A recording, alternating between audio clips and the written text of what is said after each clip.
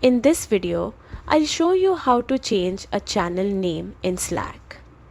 Perfect for fixing typos, reorganizing, or making channels more relevant. Don't forget to like and subscribe for more quick tutorials.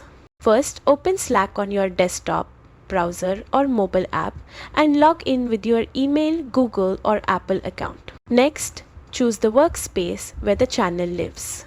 On the left sidebar, click the channel you want to rename to open it. Now look at the top right corner and click the three-dot menu.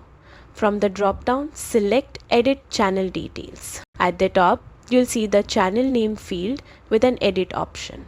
Click it, type your new name, then hit Save Changes. And that's it. You've renamed your Slack channel in just a few clicks. Pro tip: pick clear, descriptive names so your team always knows what the channel is for. Thanks for watching. Hit like and subscribe for more Slack tips.